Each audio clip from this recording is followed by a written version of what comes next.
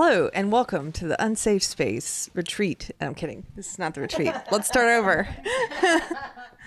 We're not starting over. Oh, hello and welcome to Coffee Break on Unsafe Space, where we are streaming. We're not streaming.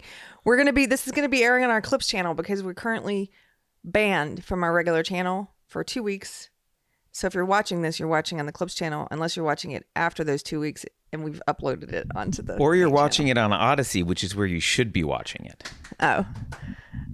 Keith likes that. We should introduce who these people are. We should introduce. So we're here in New Hampshire for PorcFest. This is, I'm your host, Keri Smith, Carter Laren, and we are here today with the Unsafe Space team, the people whose faces you may not know, but their moderator names you know. I'm going to pass the mic around. Hello, I'm Beverly. You've heard me be talked about a lot on the show, so you probably know who I am. Hi, I'm Jason. I do a lot of the back-end tech support. Hi, I'm Keith. I do some social media stuff and write, and going to be doing some episodes. On YouTube, you might know me as Keith the Hat Guy, but I stopped using that because that's my music channel. So I use Liberty Solutions some.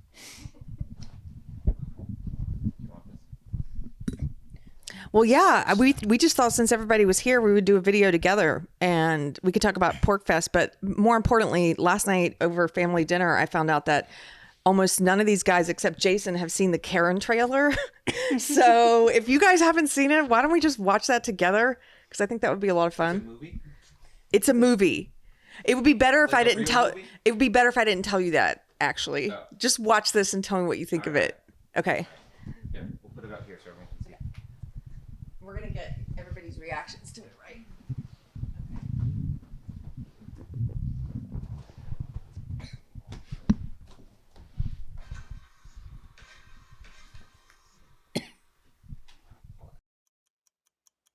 Guess this is a long way from East Point. Baby, you just gotta give it a chance.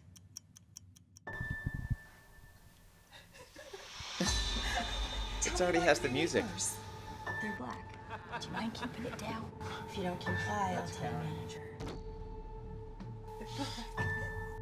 Somebody's taking home security serious. Hi, I am Karen Drexler. I'm your neighbor. You need to be taking your trash cans off the curb right when the trash is picked up. Is she nice? Yeah, she's nice. Wait a minute. We have a white entitled neighbor named Karen. Karen, okay, enjoy yourself. There she is, slaving away in the kitchen. I've come across some very suspecting teenagers. Suspecting? Can you please hurry up? Please, they're very aggressive. Yep.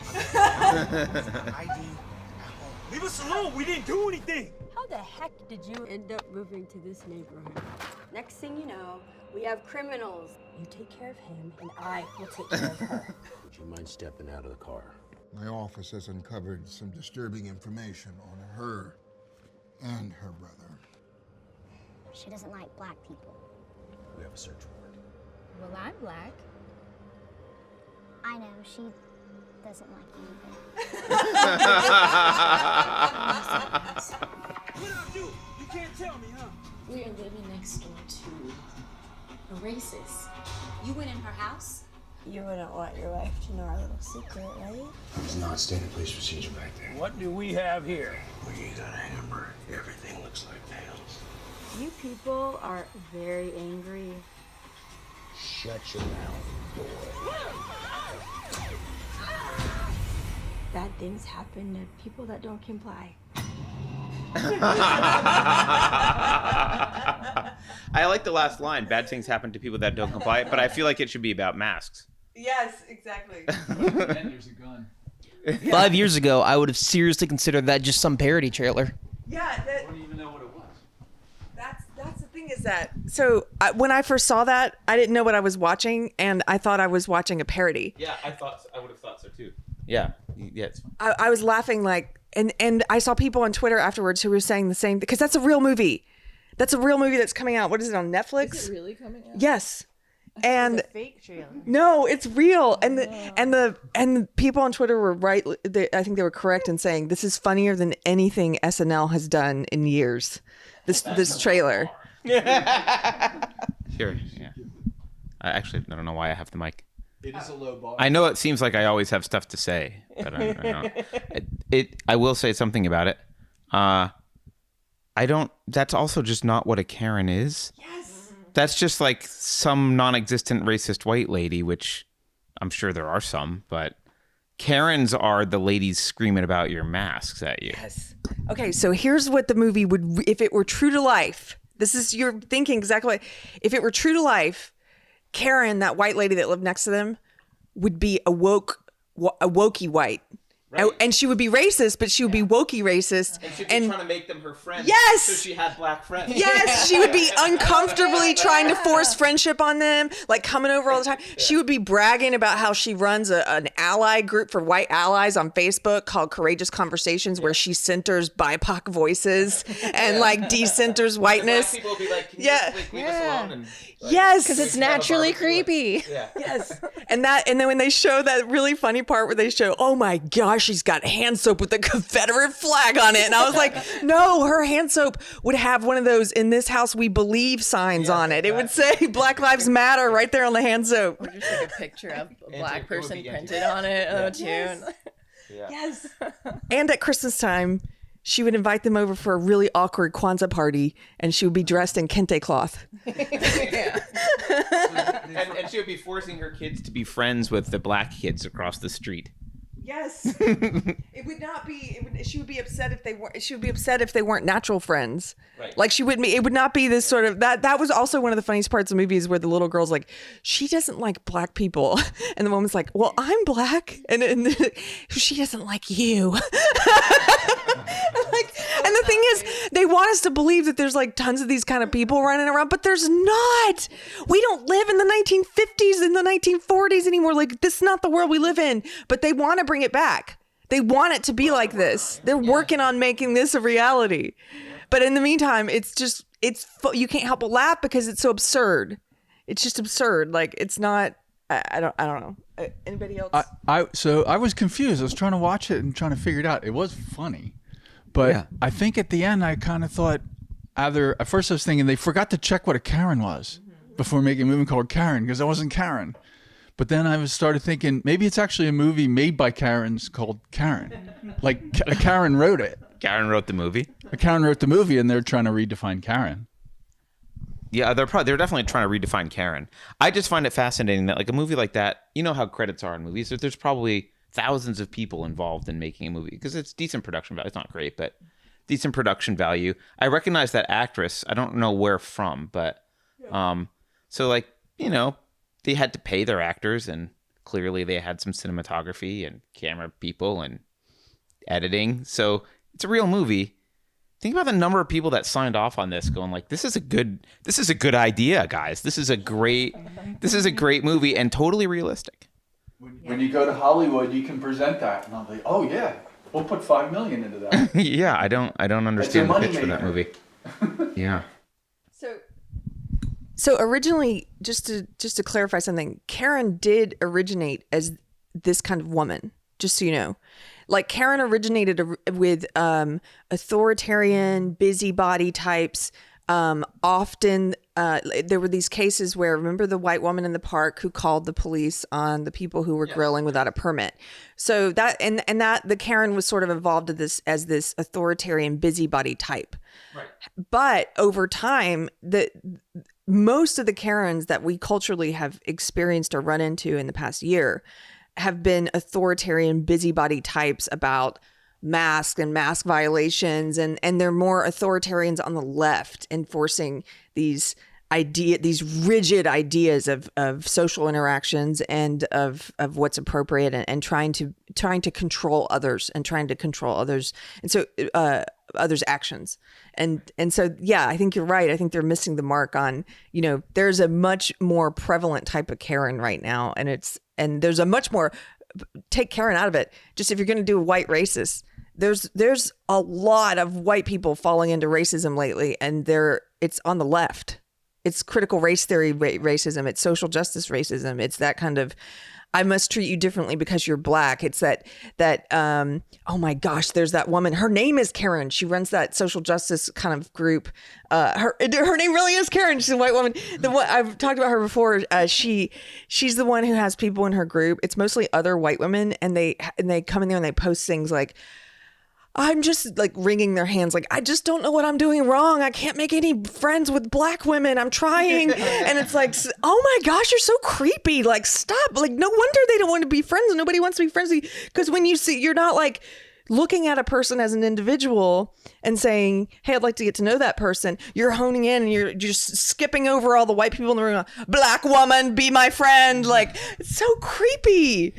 Well, I think that the Karenism is really a symptom of collectivism because Democrats and leftism in general, it's all about, as you said, just treating everyone as a monolithic group, right? Like, and like you said, I think that a better movie would have been someone like Maj Tour moving into a nice neighborhood and having a woke lady trying to just creepily befriend him. Yeah.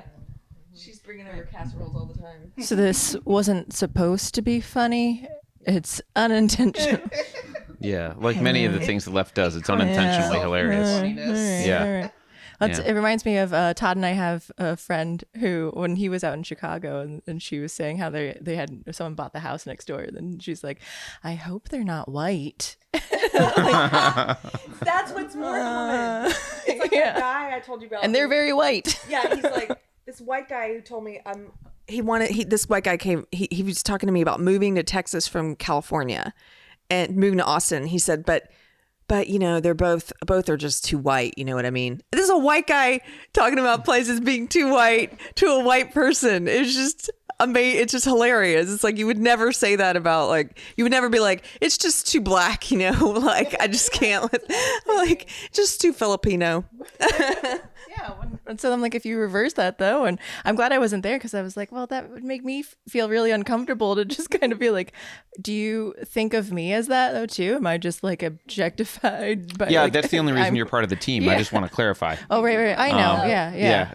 Thank you for at least admitting it though, because at least with other jobs, sure. I never know. Clearly it's not about your work. Yeah, obviously. Wait, what are we talking about? Oh, we're just making fun of me. Yeah, you miss out on a lot of the mocking Beverly. Sarcasm. Yeah. He's using sarcasm. I'm not sure it's sarcasm. No, it's just straight up criticism. It's pretty prevalent. Before I move off of this for a second, listen to some of these comments on Netflix. These are, not Netflix, on YouTube. These are hilarious. This looks like one of those College Humor SNL parody sketches. LMAO. Yes. This movie is going to be an absolute train wreck, and I'm here for it. Prediction: Rotten Tomatoes rating 98% fresh from the critics.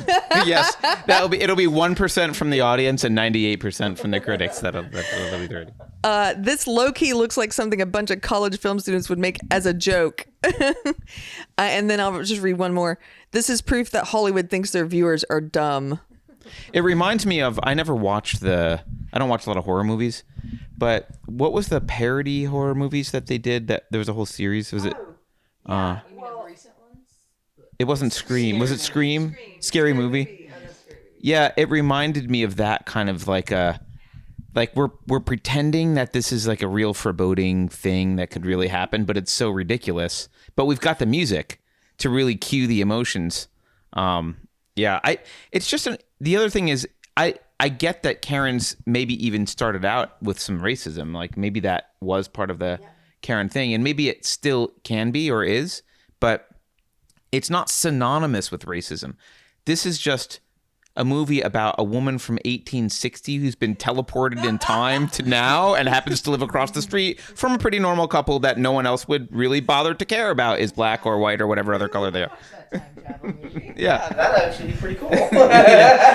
And she would, of course, actually, though, a woman from 1840 who was a racist would join the woke movement. She'd be like, oh, yeah, they can't show up on time, can they? Right? Yeah. Oh, man. Well, thank you for sharing, Keri. Yeah. I was going to bring up the Karen that we ran into yesterday. Keri wasn't there, but I forgot who. Because as Keri has told us, the name for a male Karen is Karen. So Carter and we gave a talk. I gave a talk on secession, I was going to tell Keri about this, and we didn't get to it last night. So there was probably 15, 20 people there, and I was talking about secession, and there was a millennial there. And I was thinking, why is it there's a millennial who starts talking about racism? Like, first off, why is it a PorcFest? Well, there's millennials at PorcFest. A racist Karen millennial is what I meant. Oh yeah. You meant a little SJW. A little SJW. Yeah. Karen. You could tell because his eyes were, he was like, well, I came in late, so I don't know if something happened between you guys, but I just looked around the table at the people there. It was on a porch, so like people are kind of casual, hanging out. Like he was just like, his eyes were like bugged out, and he was just like really intensely. He had like AOC eyes sitting there listening to you. I couldn't see him from behind. Yeah, and I was like, oh, that dude's keyed up about something. What the hell's Keith been doing? I was talking about secession and that, you know, the war between the states, or the as I remember, I heard you called it in your high school. They called it the War of Northern Aggression. I was calling it the War for Southern Independence. Little more mild term. But anyway, he could not handle that at all. And I was saying that in 1776, when the founders seceded, that was a secession from England. And if you support that, then when Virginia seceded again in 1861, it's the same question. Yeah. Fundamentally. Whether they should be able to secede. Yeah, do they have the right to secede? Regardless of why they did or whatever, can they secede? And so anyway, that's how it started. I don't want to get into all that part. And this is a group where these people are like quoting Thomas Jefferson and James Madison. This is PorcFest. Yeah. And this guy actually did know history. And he said he's an anarchist. Yeah. So then I'm starting thinking, what exactly, I wanted him to define it. What is an anarchist millennial SJW? That makes no sense. Yeah. I mean, you could see that he was just gripped with the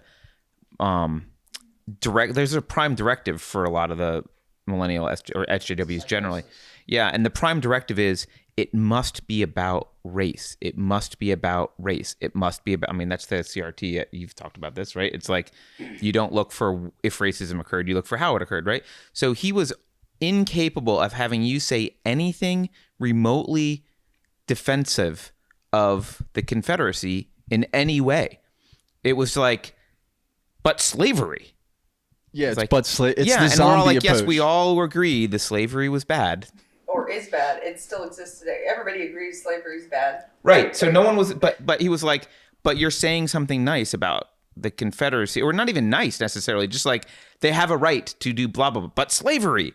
But right? slavery. But slavery. And it was like, and no amount of arguing would help, because you could point out, well, keep in mind, these were states that supported slavery seceding from a union that supported slavery. So there was not like you guys don't like slavery enough. Like, it wasn't like the North turned abolitionist and then the South was like, oh, we're out of here. It was like there was no... There was no better option. There was no like, oh, these guys are the anti-slavery. It was like, okay. So he couldn't hear any of this at all. And he was just, no matter what you said, but slavery. He couldn't even handle me finishing a sentence towards the end.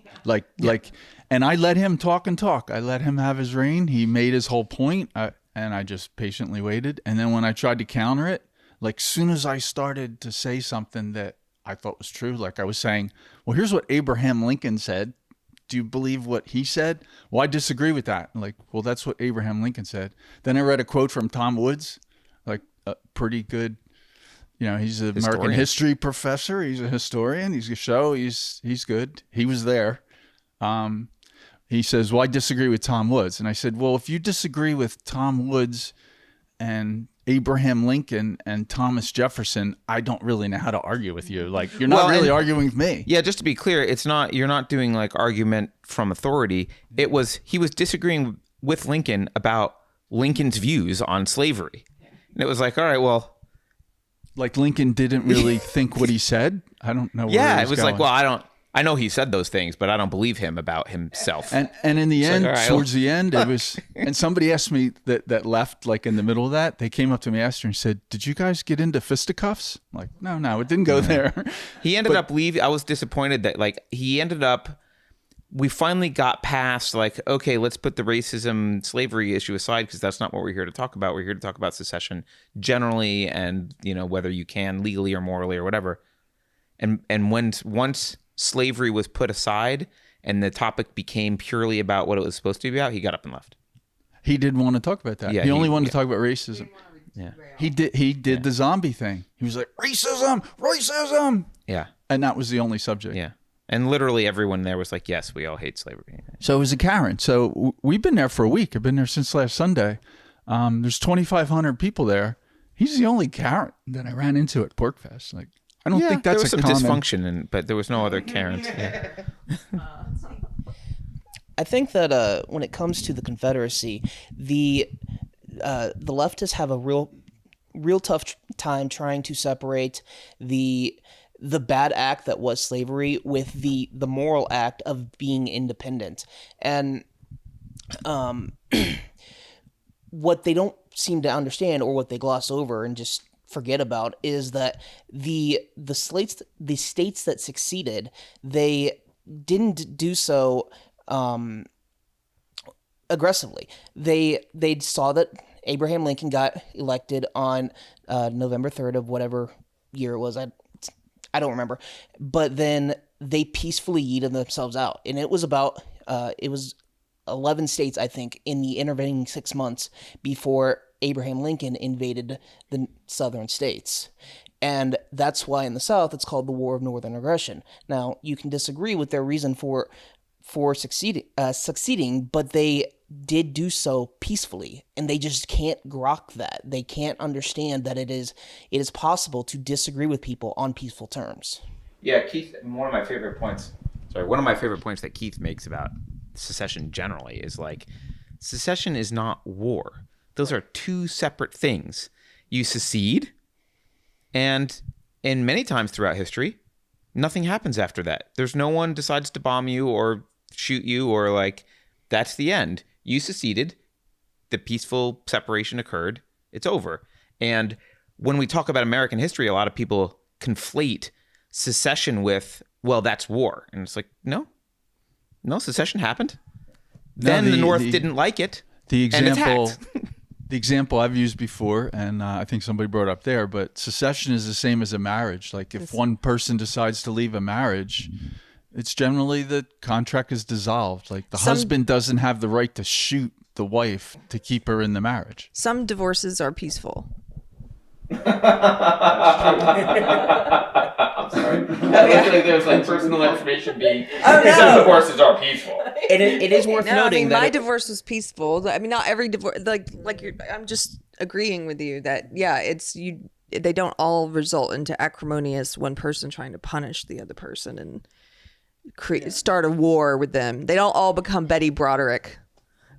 And it is worth noting that the states that removed themselves from the Union, they all did so through their state legislatures. And our country is actually a collection of mini countries. Each state is supposed to be its own sovereignty. There was a guy who's actually from Austin there.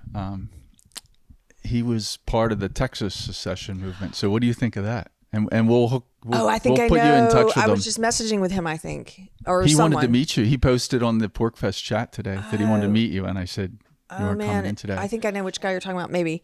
But what do I think? Well, I've in the time that we've known each other, Carter and I've come further along on. I'm still not 100% convinced that's what we should do, but I am 100% convinced we should be talking about it now. We should be having conversations about secession now. We should be allowed to talk about it without people making fun of it like it's something ridiculous. And because it will stay ridiculous and it will stay silly until we start to have conversations about it and figure out if it's actually something that is wise to do and is possible. I think the threat of doing it, or just having that on the table as an option, is important. It's critical, actually, to keeping the federal government in control. And again, with the marriage example, it's the same thing. Like if the husband and wife don't have the authority to just leave, like both people know that if this doesn't go well, they might just leave. Like that's the ultimate. But if you know you're stuck with them, like that's what It's a ruins a slave. marriage, knowing that like actually I can be the biggest jerk in the world and you can't leave. It's like you should probably try and stay amicable and there are a lot of behave marriages in a way where the other person wants to be in a marriage with you. You see a lot of marriages like that. And the states with the federal government have the same relationship. Yeah. So, the Texas guys were interesting. They were, and there's also a Texas presentation on secession. And I use Texas as an example. We got in a discussion of which state is the most likely to secede. Texas, right? Yeah, that's clear. I Speaking said of secession, wait, can Jason stand? Can you stand up? Oh, and this show is the camera. These are the shirts we were selling. We have some leftover shirts, so we'll probably still sell them. But this is our Irreconcilable Differences shirt. Please give us your money. And the Right, the two groups here that are splitting up their love relationship are the sheep, which is the sheeple, and the porcupines, which is what the PorcFest is. Yeah. They call them. Libertarians, yeah. They're not necessarily libertarians. A lot of them are libertarians, but porcupines are people that want to be left alone. So it's generally, they say, like at PorcFest, I mean, there's such a variety of people. Like you see hippies smoking weed, and you see professors smoking cigars, quoting Murray Rothbard and arguing about minute aspects of Mises, and a Jewish guy with he's got his beanie on, and he looks like he's perfectly at home in like Soho in New York City, except he's got an AR on the back. Yeah. And every other type of person. And there's really just one thing they agree on, like, don't initiate force against other people and let people live however they want. Like, just leave them alone. And that's don't why hit they them and don't take their porcupine. stuff. Is the like That's how you teach a condensation of kid. that. Yeah. And go ahead. So they picked the porcupine. So we got the donkey, right, and the elephant as the symbol. These guys picked the porcupine, which like, is also with the the Libertarian quill. Party's symbol, is the porcupine. Yeah. Yeah. So there are a lot of libertarian, but there's a lot of anarchists and a few other ones. I was making a joke because this is my first time at PorcFest, hanging out with all the libertarians, and I was making a joke on Twitter with Beverly about how to describe it. And I said, it's like the Ren Fair meets Coachella meets Burning Man, except it's about liberty and pot instead of being about orgies and pot. orgies and music and fantasy and pot. And then people some guy was like, well, Burning Man's not really about orgies. I'm like, I was trying to make a joke. I don't know what sense you're in Burning Man, but they're the wrong one. Well, I do know that Burning Man can be about some orgies. Although, in fairness, Burning Man's more about LSD and orgies. But that's I want to throw this out about secession. So obviously, I've been arguing for secession, and the thing that I've been saying for a while is the first state to secede will win. Like, that's the one where a lot of liberty-minded people will go, kind of regardless of what it is. And I've made arguments for Texas, and I understand the arguments for New Hampshire, and that what Texas has going against it is it's going in the wrong direction politically. And New Hampshire is basically the only state kind of moving in the right direction politically. And I, hanging out with these are all, so PorcFest, a lot of people are part of the Free State Project in New Hampshire. So a lot of them are obviously biased towards New Hampshire as the state that needs to secede. And I was starting to come around to their position until Bob Murphy made a lot of the arguments that I've made and heard about Texas, so that was all good. But he made one additional one that I had not thought of, which I think is actually hugely relevant from a practical perspective, which is how will the rest of the country react when this state secedes? And if it's a random state, if Ohio secedes or New Hampshire secedes, let's pick on New Hampshire. If New Hampshire secedes, what will average people in the country say? And they'll be like, well, something's wrong. We need to fix that. We're like, what the hell? New Hampshire's not like, but if Texas secedes, I think a lot of people are like, oh, we saw that coming, didn't we? Do we really want to go to war with Texas? I mean, and we kind of all saw it coming, and they're kind of weird Texans. It's fine. They've done it before. They kind of have a history. They already think of themselves as separate from the rest of the country. So I think because one of the threats is whatever state secedes, you could have a Lincoln in Washington that's like, we need to bomb them, right? And you don't want public support for that. You want the rest of the country to kind of be a little bit more laissez-faire and not willing to go murder their neighbors. And I think they're more likely to murder New Hampshires than they are to like murder Texans. And another thing Bob Murphy brought up was a blockade. So Texas, you can't blockade Texas because if they have a established relationship with Mexico, they still have a trade route. New Hampshire has a tiny little coastline, and it's mostly inland, and it's small. Texas is also big. Like when the Texas guys were talking about if we secede, they brought up the national debt. So you say, what about your portion of the debt? And we're saying, well, yeah, we will have to pay some portion of the national debt. We'll have to work that out. But also keep in mind that we get about a quarter of the U.S. military assets. I'm like, well, that's a good point. Yeah. Texas, I like Texas for the history. Texas has already seceded 3 times that I know of.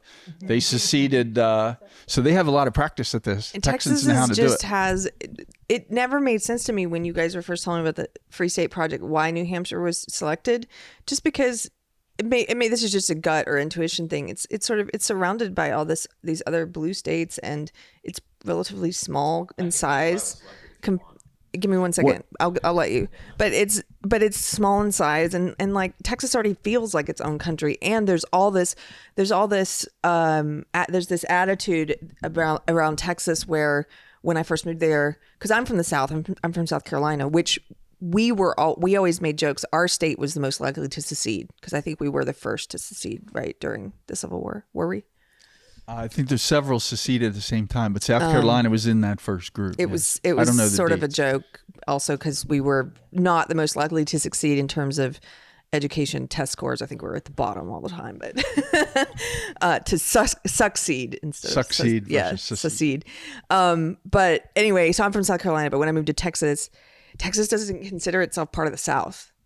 Texas doesn't consider itself part of the South or the North. It's like there's the North, there's the South, and then there's Texas.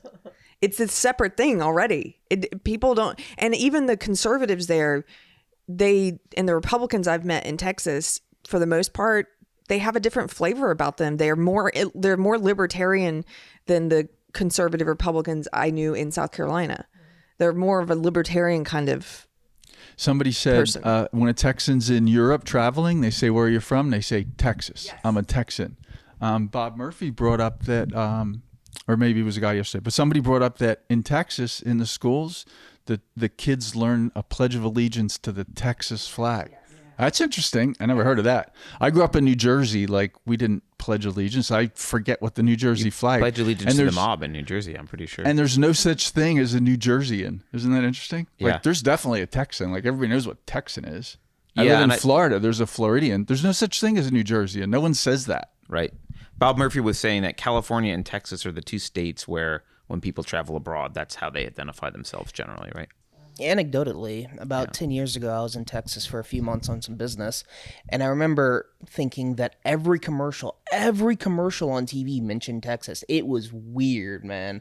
So they already have like their own national propaganda going for them. Yeah, like every car commercial, every hot dog commercial, just everything was Texas. Is it like American kind of, or is that how I don't know. You see us? The Texan style? Why? Or is Texas paying? Texas, the Texas TV because I was in Texas, right? So the Texas TV was everything was Texas. Every commercial. There's pride. Yeah, there's a lot of pride, and if you in Texas, people buy. It's not uncommon to see everybody has the star that was on the original. So the original Texas state flag before it joined the Union is really popular flag. My husband wants to get one frame for our house to fly. Actually, wants to fly one of the old ones, like before it joined. And then when it joined the Union, there's a different Texas flag. But the original one, I think it was blue, and it has one big star on it, and you see people put those stars on their houses, on flags, and yeah, when I've been to some meetings where people do and everybody knows that I'm not from there originally, so I don't know it, but everyone knows the Texas pledge, like you said. So in any place where they're doing the Pledge of Allegiance to the U.S. flag, they also do the Texas pledge, which is honor the Texas flag. I pledge allegiance to thee, Texas, one state, under God, one and indivisible. And Texas is the indivisible, not the U.S. one. And I don't like the pledge. I don't do the pledge. I go to meetings and they want to do the Pledge of Allegiance, and I'm at the final step. I'm trying to decide whether I should leave my hat on, because they always say, gentlemen, take your hat on. So that's going to be my last step. But yeah, I think the Pledge of Allegiance to the U.S. one, that's bogus. Like, I pledge allegiance to the flag. No, not doing that. To the United States of America. No. To the republic for which it stands. That's a good line. I'm kind of okay with that one. One to the nation, principles behind the republic for which it stands, maybe. Sure. That's a good addition. And then one nation. No, we're not a nation. That's not what nation means. Like, the Iroquois were a nation. Like, the United States is not a nation. That's a dumb word to use for us. Yeah. So no, I ain't saying that line. Under God, I'm an atheist, so I don't say that line. Indivisible? No, hell with that. We're not indivisible. Yeah, if we should be Florida more wants to actually, leave, yeah. I want to leave. Yeah.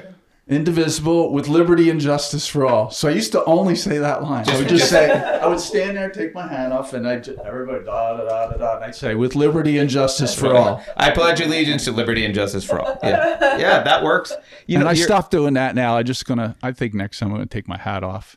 One of the guys in your talk made a point about, because I don't like the pledge either for the same obvious reasons. But he made a point about, you can defend the pledge in just a moment. No, I'm saying.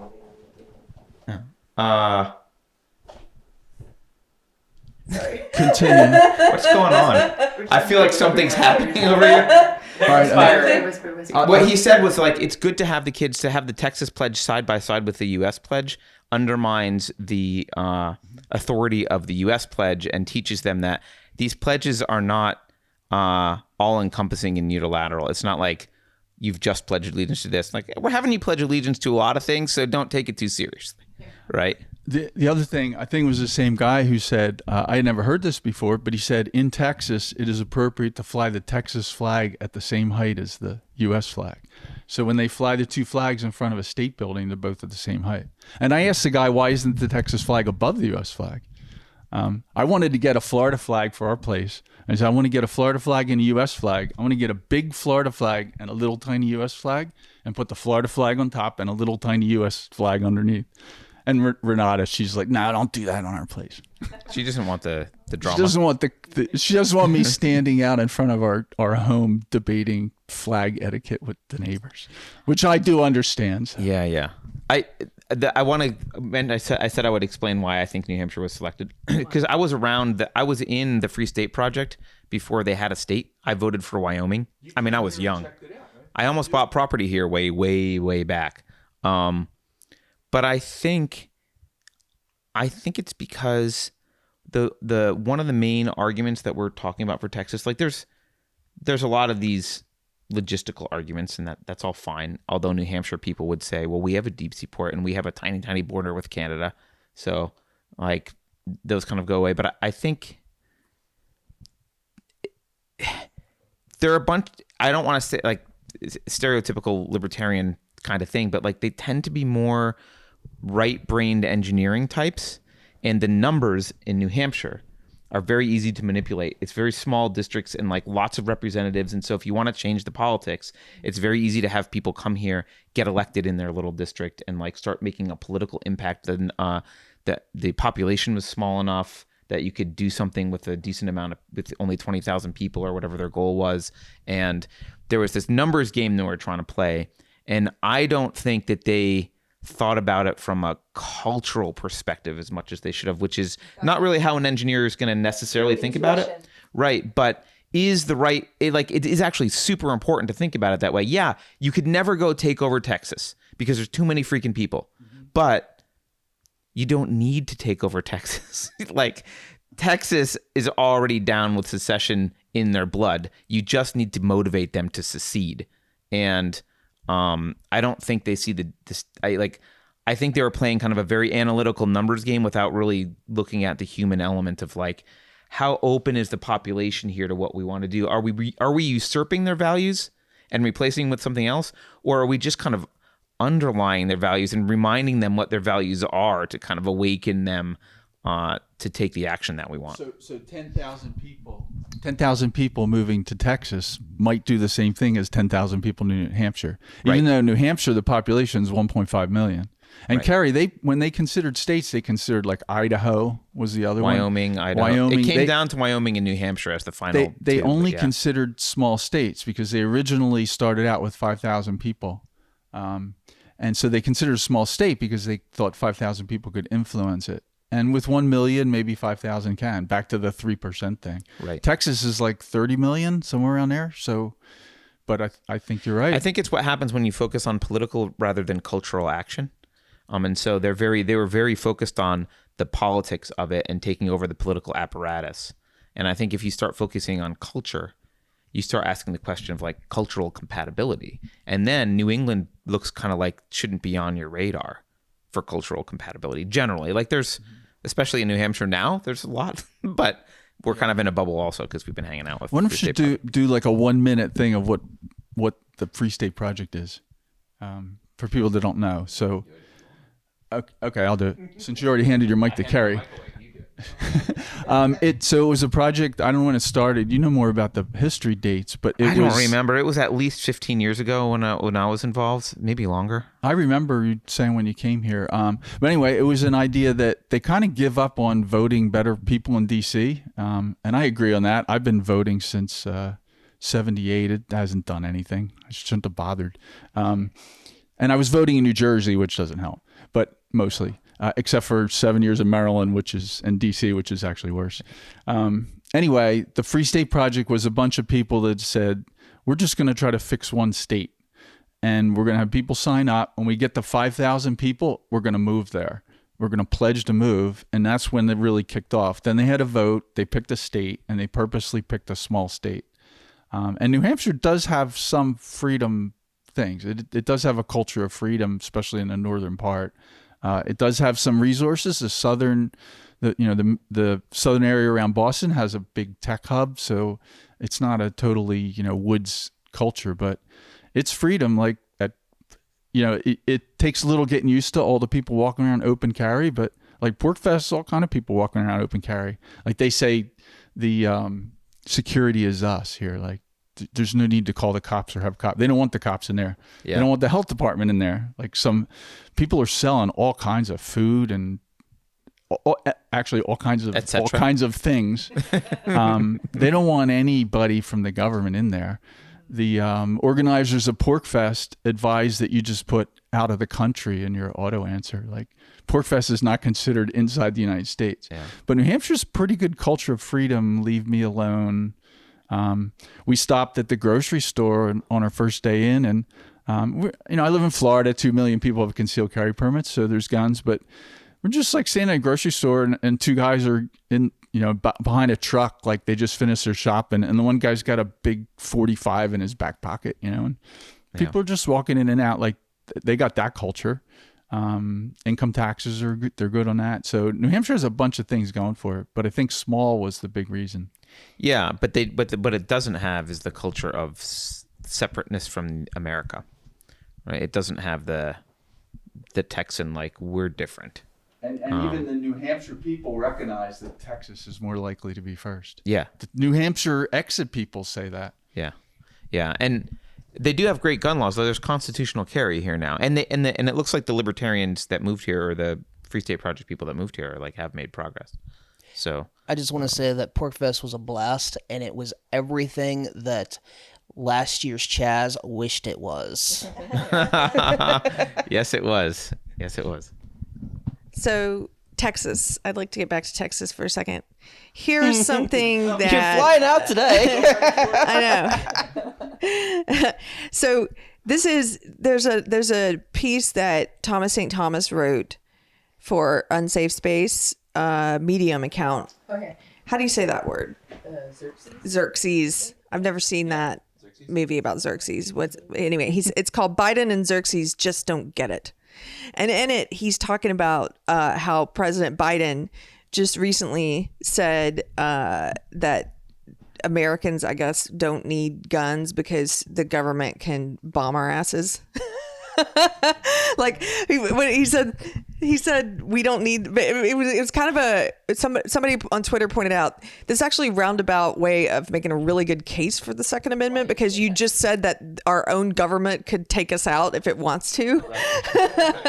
So and he said, and he specifically said like F-14s and F-15s, and Hellcat missiles. And nukes. So it's a powerful argument for personal ownership of battlefield nukes. Yeah, here's the quote. I'm going to read this from Thomas St. Thomas's. You guys can find this piece if you go to unsafespace.com, and there's a place on there to see our Medium articles. So he says, here's the quote. Well, the tree of liberty is not the blood of patriots. What's happened is that there have never been, if you think you need to have weapons to take on the government, you need F-15s and maybe some nuclear weapons. This is what the President Biden said. So Thomas St. Thomas says, I'm not even going to go into how incoherent that was or how many men in flip-flops with AK-47s have kicked the U.S. out of their countries.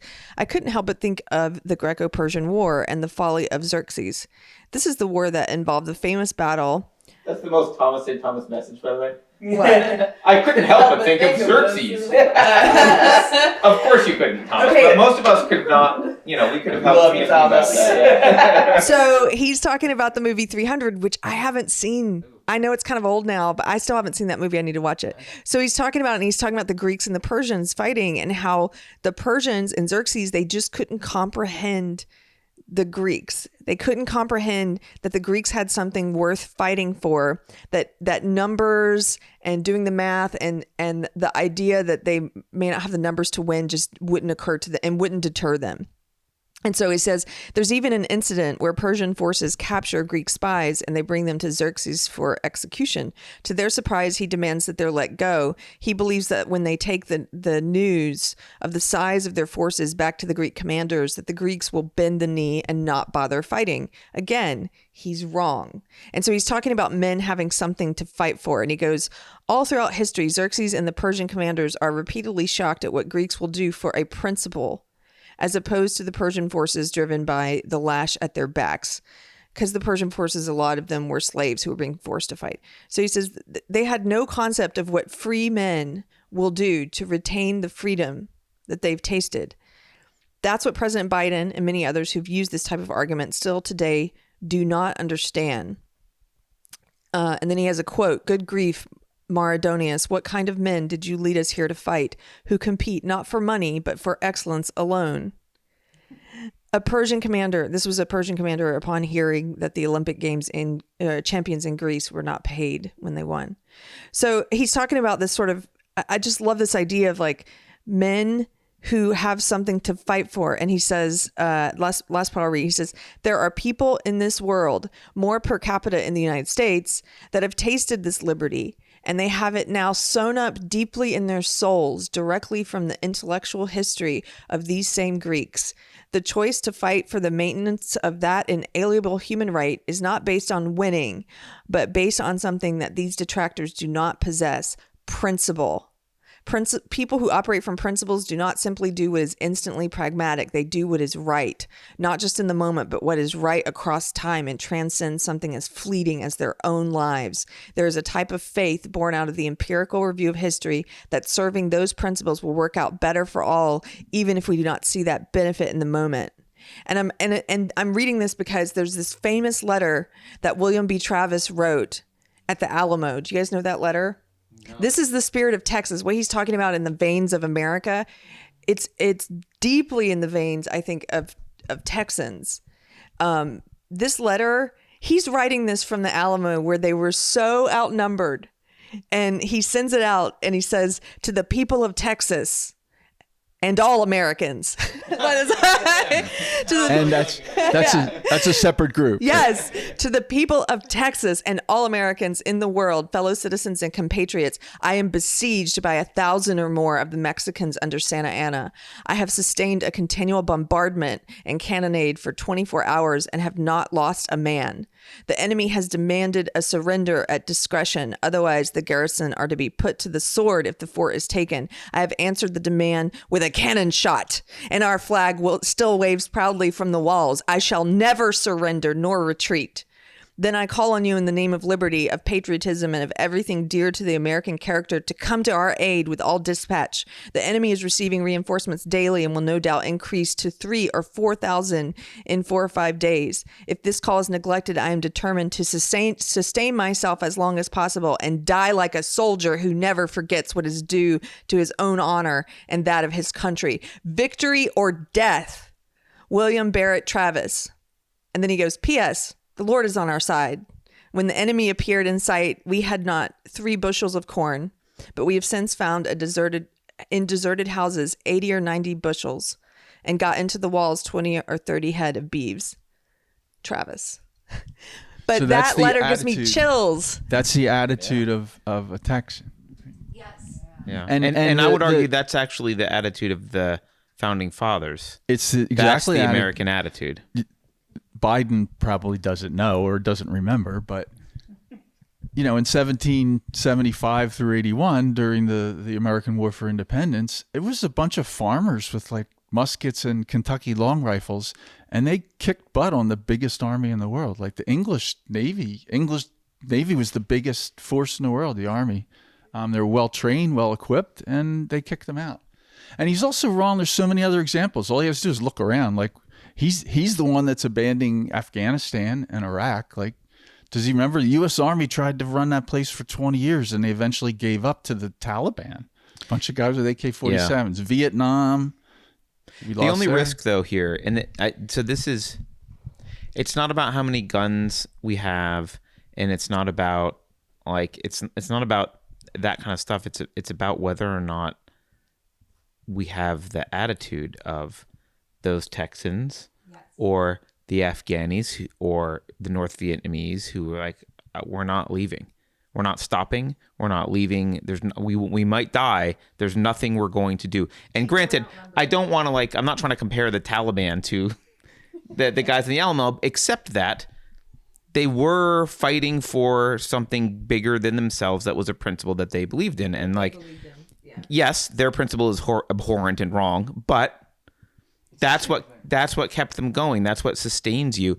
And I think the biggest risk is the Americans that would fight, are they actually fighting on that principle, or are they just kind of pragmatically, let's do a show of force and hope we don't get attacked, and if we do, we'll have to give up?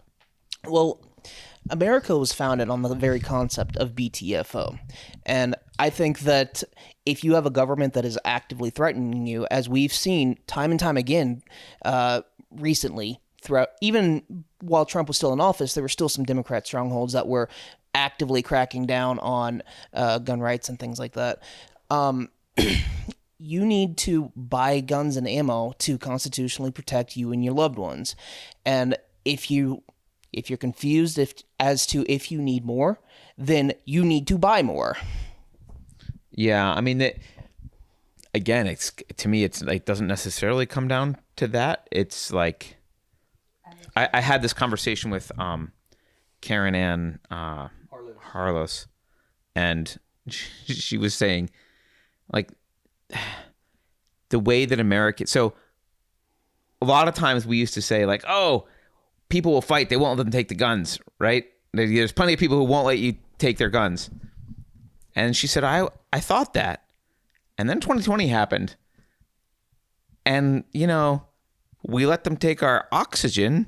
Like, a lot of people are just like, may I please put another mask on for you? How can I comply? And that's the concern, that are there enough people who are like, screw you, I'm going to You see a lot of people with the, come and take it sign, or they say the U.S. military would never, bomb Texas. Like, if Joe Biden was like Lincoln and today and Texas seceded, he would send bombers to bomb Austin, right? Like that's what would happen. And people say, oh, U.S. pilots wouldn't do that. And like some wouldn't, but some probably will. The military works for the government. Like they're okay with bombing weddings in Yemen. Like it's not that big of a step, even though it's different people. Another example I bring up, people say, okay, well, if the cops come door to door to take your weapons, and a lot of Americans say, no, it could never happen. But here's a story about what happened in South Africa. Like, that's what they did, and they were successful. So the problem is, once you get the police on board, and I'm not a back the blue. The cops, if you get all the cops and then you start using the military to go around and confiscate weapons, even in America, it might be harder than some of these come and take it guys have on their trucks. Really think. I just want to say something you said about, thinking that there would be enough people in America who would stand up for their rights, who wouldn't allow our government, if it becomes corrupt and tyrannical, to take away our Second Amendment freedoms and to confiscate guns and stuff. And then, your friend pointing out, but look at 2020. Look at everything we allowed. I say we collectively. I know there's always people in my comments who are like, not me. It's like, I'm talking about we as a people. We allowed this. I know you may have objected in your way. I objected in my way. But we as a people, Americans, we let this happen. We let them shut down businesses. We let them put grandmothers like Lisa, what's her last name? Lisa Hansen. We let them put her in jail, arrest her for operating her business. After having complied for almost a year, by the way, finally said, I'm going to lose my business, have to open up, arrest her for trying to provide for her family. We let that happen, and we let them force these mask mandates on us, which are unconstitutional. The lockdown's unconstitutional. And so I think part of what's happening with this vaccine push that's going on, I think that they really want to see how much, and I think this just is part of it, but I think they want to see how many people they have control over. Yeah. And they're really the creepy propaganda now that's aimed at all the rest of us who haven't gotten the vaccine is over the top, because I think they're trying to see, well, okay, if we know that we can get 60% of the population to do whatever we want, how do we reach the remaining 40%? Now let's do a bunch of different, if we give them money, will it work? If we give them free beer and hot dogs, like they're Homer Simpson, will it work? Broadway musical songs, all these different creepy, like get in the fan kid, take the vaccine kid. And I really think, yeah. Oh, we just saw this. We can talk about that in a second, but I think that they were trying to see what measures it takes to get the most number of people to just surrender and surrender their autonomy to the government and just comply with whatever the government wants. And it's a scrimmage. Yeah.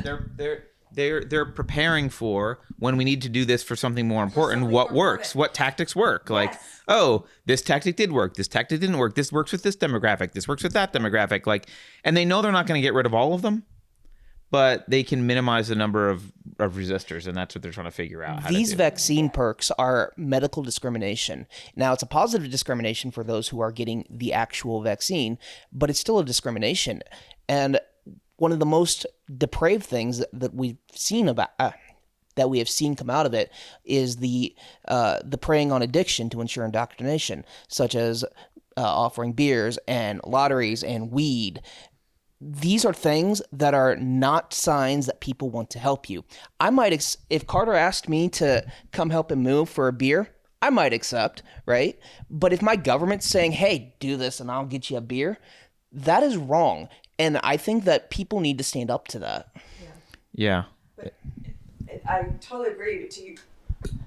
But to your point about this being a scrimmage, that's what I can't see what's down the road, but when they're ready to force something else or to say, we're going to take this other thing away from you that we are constitutionally not allowed to take away, but we know that we're going to have 60% of you who go along with it.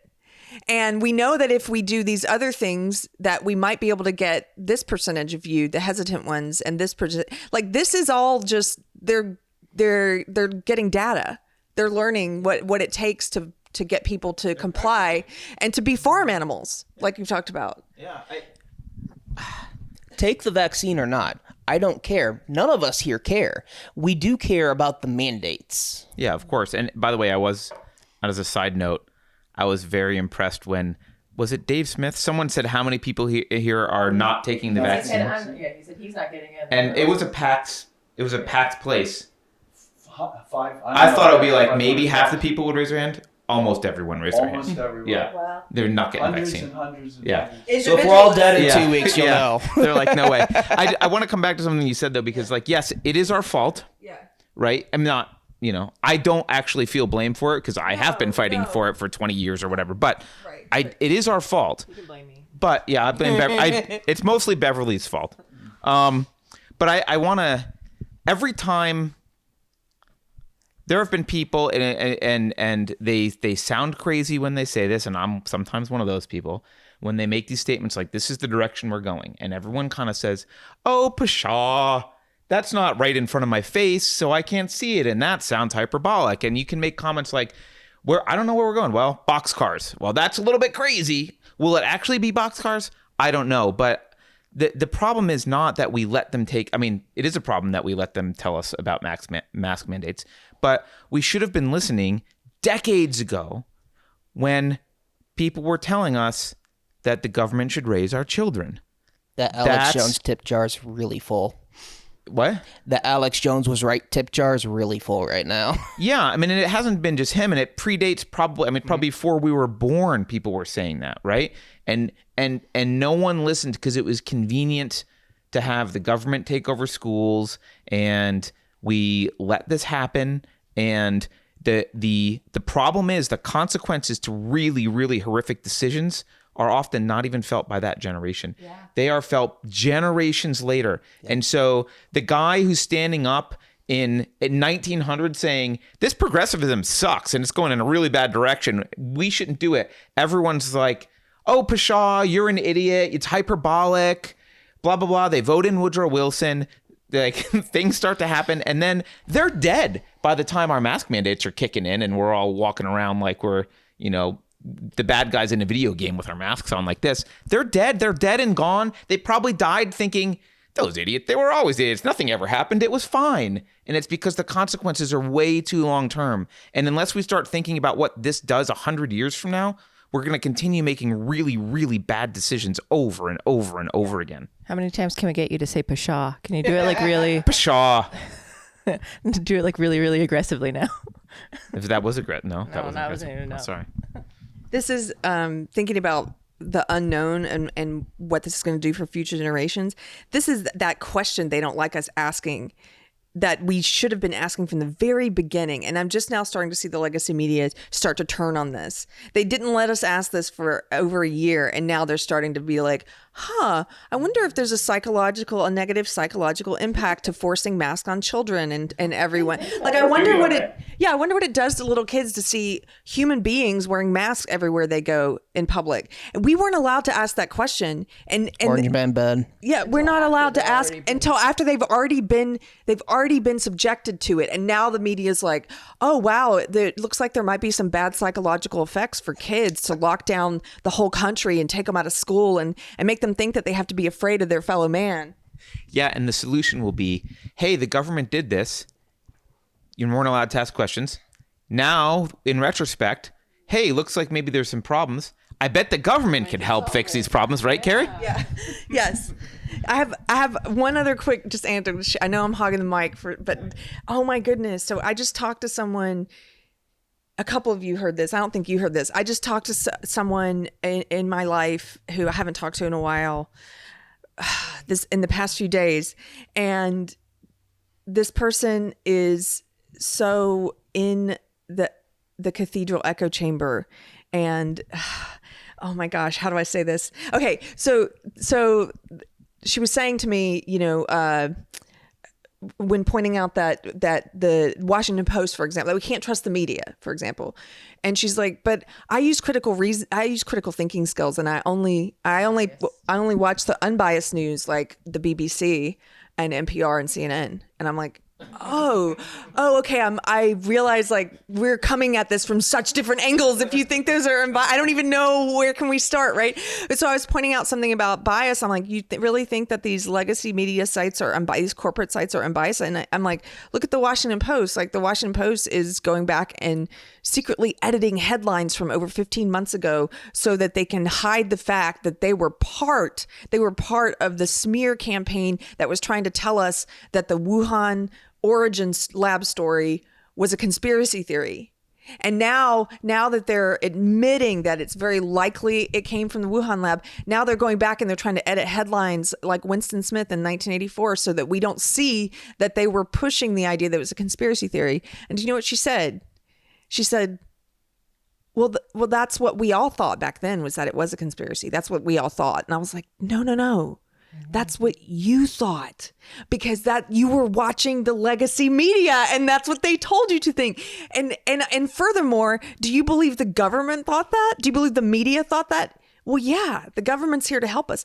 No, I don't know. The government didn't think that.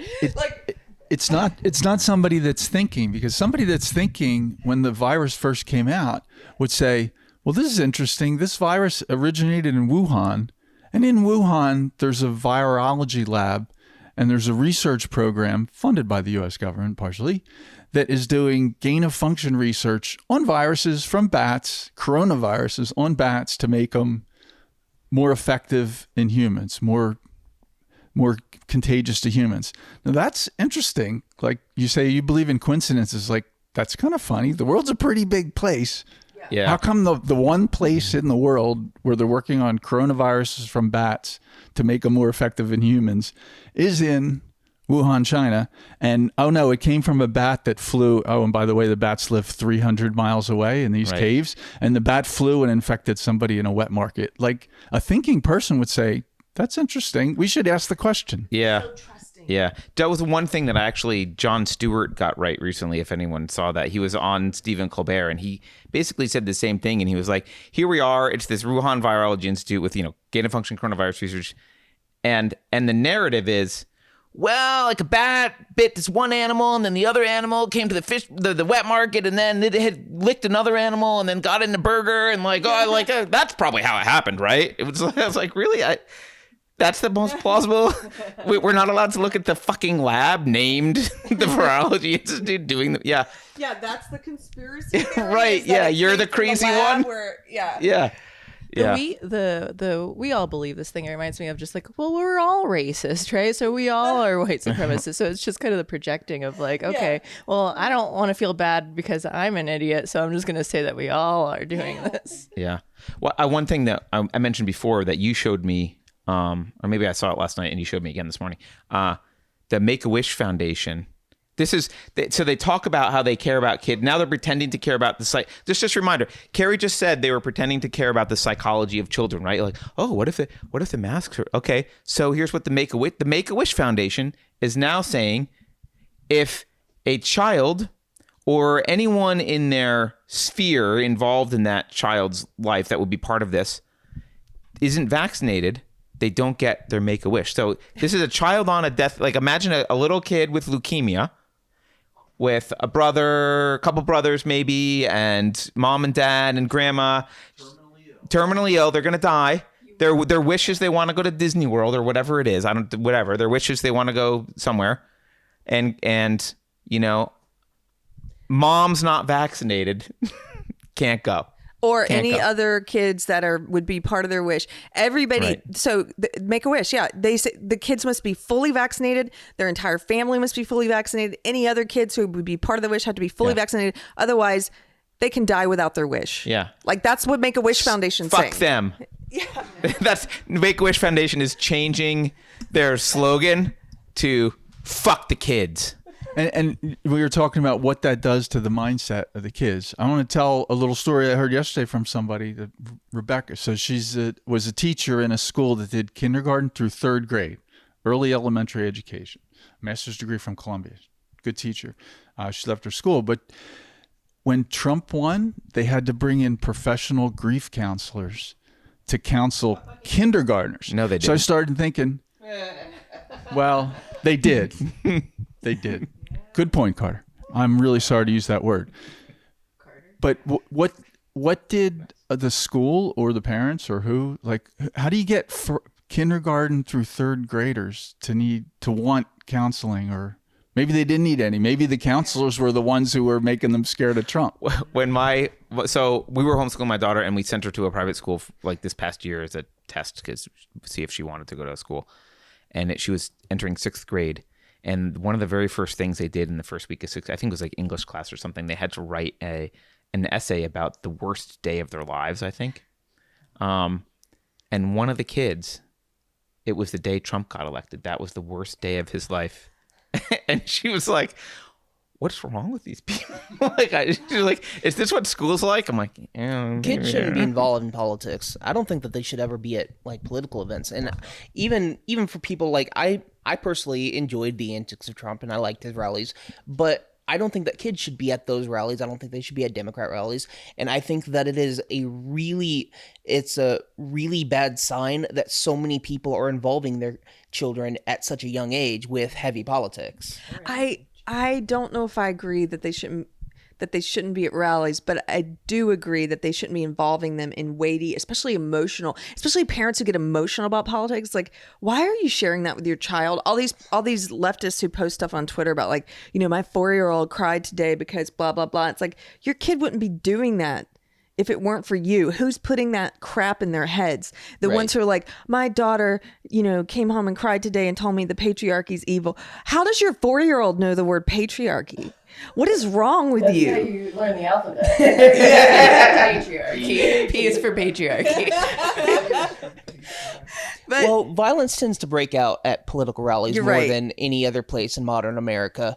And on top of that, it's a sort of indoctrination camp. Now, to be sure, there are some politics that I think are way better than others, and you should teach them in a sort of transparent manner, but you shouldn't have them up front in the children's face. No. Yeah. I was going to say, I don't think that these, I may have lost my train of thought. Beverly? No, it was about the emotions and okay, for example, I tend to think things are heading in a pretty crazy direction right now. We all agree. We're heading into, we're already in the authoritarian dystopia, right? We're already there. But if I had kids, I would hope that I don't instill them with a sense of hysteria about that and that I protect them from that. Yeah. I just want to say, I mean, as a parent, I just want to say this, like, I can't imagine a parent would do this, but I guess most parents do. Like, there's not right and wrong in politics in my house at all. They're like, I have my opinions, but I'm always very careful to be like, well, I think these are the facts that I know, blah, blah, blah. Like, and she's got grandparents who are not on my side, like very different. And I'm always very careful to say, like, go ask your grandparents about what they think about this and get their information. You're not expected to have a political opinion. In fact, you're kind of expected to not have a political opinion because you don't have information and context. If you decide to have an opinion about something, that's fine. But like, your job right now should just be to learn. Here's what your dad thinks and why. Go ask what other people think and why. And like, if you want to talk about it at the dinner table, that's fine. But it's not like, no matter what side you are on, you shouldn't be telling your kid like Trump is the best person, definitely, or like you should, or Biden's. It doesn't matter. That's not, because that's actually not thinking. That's how you indoctrinate people. That's just like, these are the conclusions that you should have. Well, what they're going to learn from that, like subconsciously, is that conclusions are things handed down from authority figures. That's not what conclusions are. Conclusions are something that rises up from within you. And so if that's what you want a conclusion to be, you just spread some seed around and tell them to go find some other seed and like let those conclusions rise up, and don't be concerned about if they come up with a conclusion that's different from yours at some point. Like, if that's true, maybe you're wrong. Maybe you should hear them out. And if you're not, you should at least be able to give them reasons why you're right. And like, that's not. But most parents teach their kids. Most parents are teaching their kids about authority, to follow authority. So Fauci's the authority, the government's authority, the school board's the authority, the parents are the authority. Even like a little thing like the mask mandates, like what does it do to the mind of your children when your school board votes to mandate masks and you have to wear a mask? What that's teaching your kids is that the school board is a higher authority to the parents. Like, do you really want your parents to come out of last year, you want your children, to think that the school board is more powerful than mom and dad? Like they can decide. And that's what most people are taught their kids last year. You're exactly right. They're teaching them. Okay, so they're indoctrinating their kids. A lot of these leftists, the same way that they're being indoctrinated by the media, and they're just taking exactly what's being done to them and they're doing it to their kids. This person I talked about recently, who had the conversation with, was also texting me stuff like, Trump belongs in prison, and I said, okay, why? And then she said, because he's the biggest threat our democracy's ever seen. And I said, why? And she said, well, if you don't already know why, I don't have time to go into it. No, you don't know why. Like, you don't know why. There's only two possibilities. I don't believe the time one. That's bogus, right? She's either intellectually incapable of presenting it, or she doesn't know. She doesn't know. And it's more probable that she doesn't know. She doesn't know, and they're being treated like they're comfortable. For some reason, they're comfortable being treated like children by the cathedral, by the media, by the political parties, and they're comfortable being treated like children and being told what to think, and then they're doing that to their kids. And yeah, sorry. It's because they never grew up, because they weren't parented and schooled properly. When you teach your kid that the authority figure always has the answer, they never grow up. My daughter should at some point come to conclusions that are not mine, and we should have a disagreement. And if she doesn't, I've failed. Something's wrong, right? Like she should get, like, if she's only going to just agree with me all the time because I'm the authority figure or her mom is or whatever, then we failed, or the teacher is. But I think the reason that grown-ups are looking to authority figures is they were never raised to cultivate their personal responsibility to make those decisions for themselves. When you're raised under authority, just because you turn 18 doesn't mean you magically, now you got your shit together. You just, well, I moved out of the house. Mom and dad aren't there to be my authority figure anymore.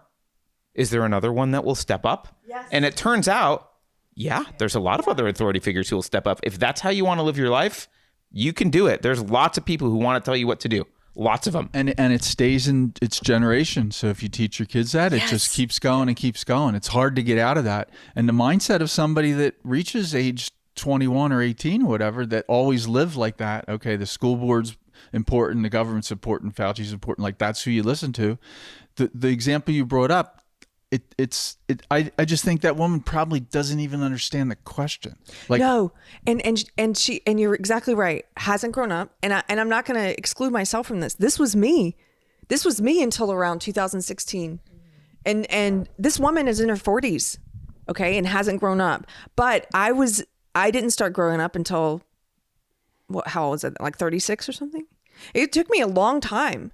And I used to get my opinions that way, received opinions, where it's like, that is a received opinion. Trump belongs in prison. Why? He's the greatest threat to democracy. Why? I have no answer. I have no answer. That's not, you know why you don't have an answer? Because that's not your opinion. She's presented the whole argument already. Yeah, there is. You don't have any reasons. You don't have any argumentation, because that's not your opinion. You're not even speaking your own opinion. You're just so disconnected from who you are and from your own mind. And you're not using critical thinking skills. And I used to be you. I know exactly what you're doing. You're reading all this stuff and you feel intellectually superior, and you look down your nose at people. I read NPR and the BBC. I get the unbiased news, and I know everything. And I know that Trump belongs in prison. I can't explain why, but you know, I'm kind of reminded of a few months ago when you were. It was just after Trump got banned on Twitter, and you were speaking about the dangers of Twitter being able to ban world leaders, especially a sitting president. And you got bombarded by leftist trolls that were just incapable of distinguishing that you weren't actually talking about Trump in that instance. No. Right? Anyone. Right. There was no critical thinking whatsoever going on. No, any president. If he can be banned, any president can be banned. And if any president can be banned from Twitter, any of us can be banned. Did the people not understand that? What? We have been banned. Oh, we have been banned. Oh, by the way, update. I didn't know this, but Unsafe Space, we did get an answer to our appeal, and they said we can't. We are permanently banned. That they're not letting us come back. And on they said basically, don't bother filing another appeal. We're not reading it. That was what it said. That's what Twitter said to us. And then this week, 2 days ago, As Hill versus Babyface was permanently banned by Twitter for quoting a line from Game of Thrones. Permanently banned. If you want to hear the whole story, you can go to his channel on YouTube. He's still on YouTube and Instagram. Permanently banned. And then Gary from Nerdrotics caught a 7-day ban just for telling people what happened to Az.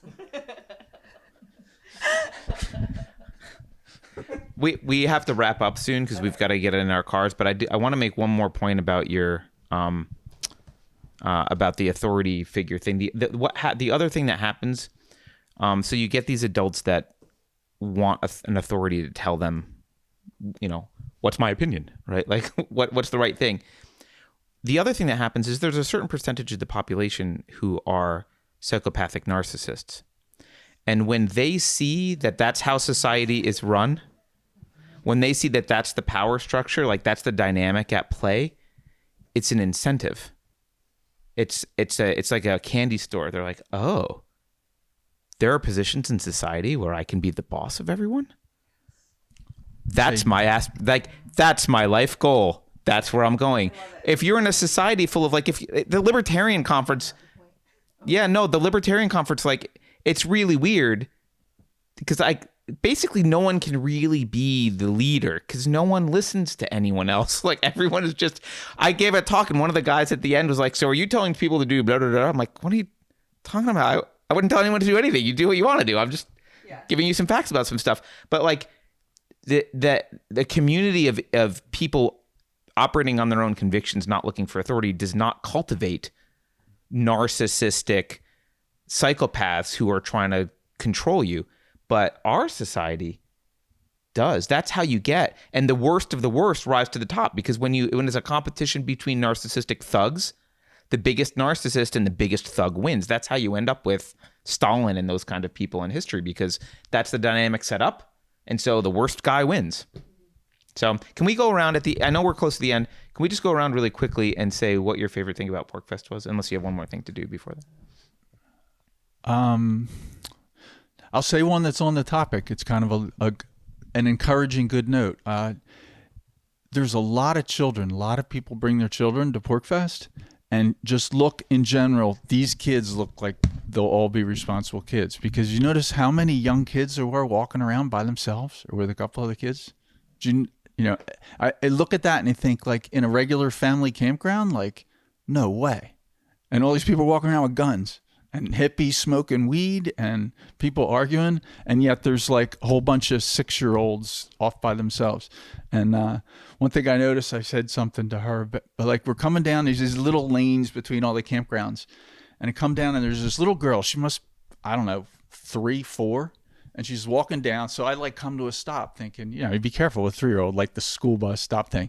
No, this girl's she comes up and she notices probably no cars going by in 20 minutes. And she's noticed, she stops that's a girl that probably won't be killed if you didn't have the school bus rule where we train the children to walk out in the street in front of cars and not even bother to look. So I was encouraged by that, all the kids at PorcFest. I think that one of the coolest things about PorcFest was getting to meet a lot of really interesting characters, and we built some really good connections for Unsafe Space there at PorcFest. Alrighty. You've literally been doing nothing but sitting there. I was thinking. My first thought was food, but then I thought that's not deep enough. But then I'm stuck on food, and no, I think it's just been nice to be in although I don't really like being with lots of people around. It was oh, it's okay though.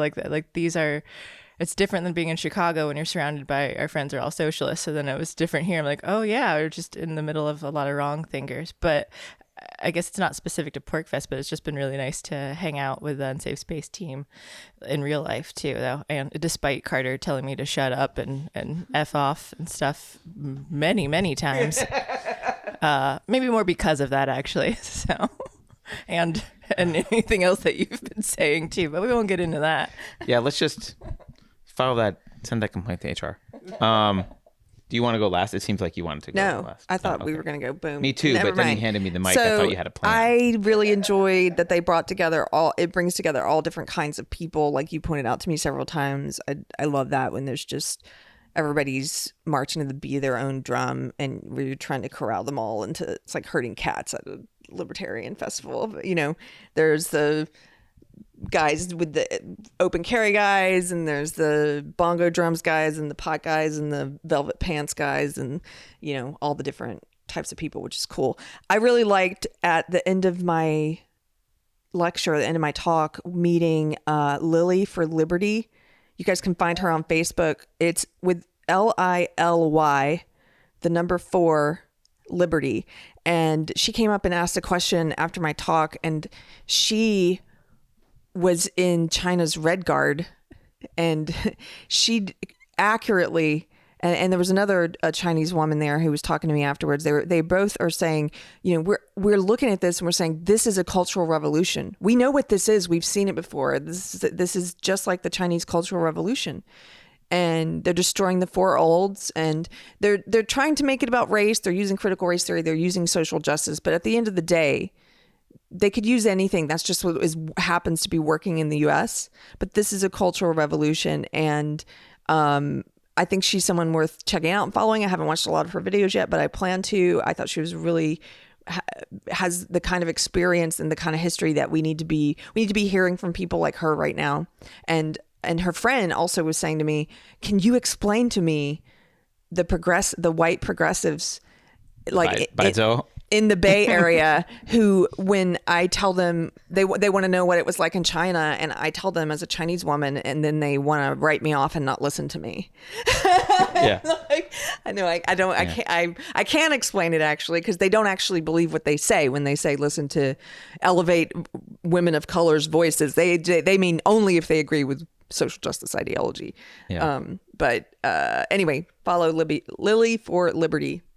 Yeah, she was great, and that could be a longer discussion. I'd like to have her on the show sometime, which I think she's open to do. By the way, you didn't see this, but she was at Dave Smith's show, and she was awesome because she stood up and in kind of like a stereotypical old Chinese lady, like I almost felt like she was waving a rolling pin or something at him. Mm-hmm. She got up and she was like, "This is the same as I was a Red Guard, blah, blah, this is the same.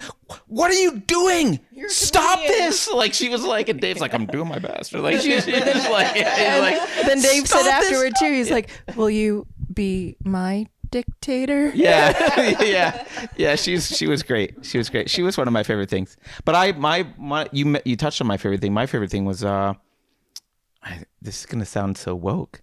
It was the diversity, but I mean that in the sense of like both ends of the bell curve were there. Like of any trait you can pick, both ends of the bell curve were there representing that trait. So it was this kind of, it wasn't like going to a libertarian political action conference where it's all the guys who just want to bitch about politics all day and blah, blah, blah. It was like there were plenty of people there who probably never talked about politics at all. They were there to smoke weed and hang out, or, you know, work on, like there were gun classes or fire starting classes, or, you know, talking about food, or just, it was just got people playing kickball and hula hooping and kids running around. It was just solving murder mysteries. Yeah, solving murder mysteries. It was, yeah. So it was, what did she fail to solve? I was murdered. Oh, you were murdered. Yeah. Oh, I was hoping that you would be the culprit. But yeah, I mean, that was one of the things I liked most about it. It was just this kind of cool community of people hanging out. Well, that's what, because Todd and I have been to like Gen Con and C2E2, all the nerd conventions, and this is really just a nerd convention for liberty. Yeah. Well, I liked, so for, I guess the nerd spectrum was not represented well. They were all nerds. No, I mean, offended. I mean, not the spectrum. They were all nerds. It's a Yeah. little bit like There it's weren't a a lot of little bit cool like people. the feeling you get at Comic-Con. It's like all different kinds of weird, and that's cool. Yeah. And I like that. I love that. Yeah, where Yeah. people just feel free to, like I said, to be themselves and Costumed people. yeah, there were costumed people. Plenty yeah. of costume people. There was a guy, I don't know if you saw this, there was a guy walking around dressed as Gandhi. The Crypto 6 dude, yeah. We don't have time because we got to leave, so we should. But Keri, do you want to do an outro and a goodbye? Oh, if this is your first time watching us, you are probably watching this on the Unsafe Space Clips channel because we're currently banned for 2 weeks from our regular channel.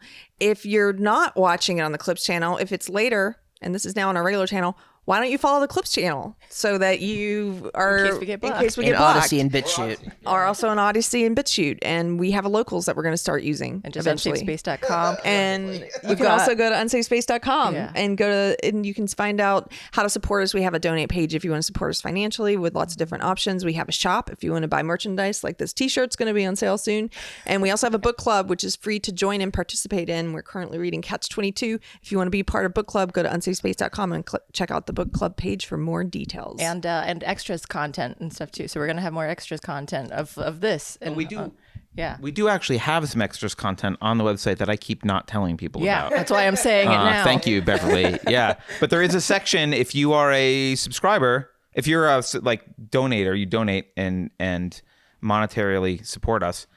There's a section for supporters with, right now it's got like some kind of like outtakes, post-interview stuff. We're going to start putting more stuff in there, and that's directly on the website. It's not anywhere else. It is password protected, and if you're in the supporter Discord, you know the password. And if you're not, go into the supporter Discord. Or if you really, really can't handle Discord, email Beverly. Yeah. And she'll let you in. And All right. I'll give you the link to Discord. So Nice. Thanks, guys. Thanks, everyone. You have to say, how do you buy, y'all? No? Hell no, I won't do what you tell me.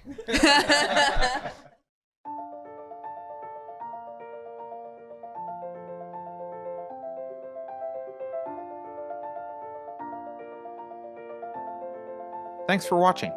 If you're new to the channel, we have a deep content library that includes interviews with everyone from Mike Cernovich to Megan Murphy, so go check it out.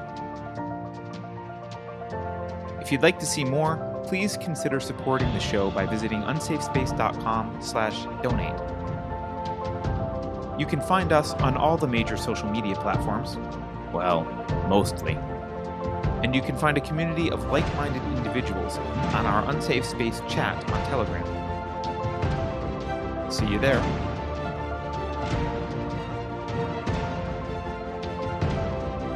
Warning. This is an unsafe space. Dangerous ideas have been detected. The content of this production has not been authorized by the Cathedral. Pay no attention to it. The following co-conspirators will report to the Enrichment Center immediately to receive a surprise. I am disappointed that you are still watching. I have made a note of this failure in your record. Experts agree that critical race theory is not a deadly neurotoxin. If you think about it, no one should be allowed to express opinions. But don't. Think about it, I mean. That's not your job. Thinking has been scientifically proven to be less efficient than compliance. Science, scientific, and scientifically are registered trademarks at the World Economic Forum. Unauthorized use is prohibited. Computer voice courtesy. Never mind, that last line is fake news. Please disregard it and return to your safe space immediately. There will be cake.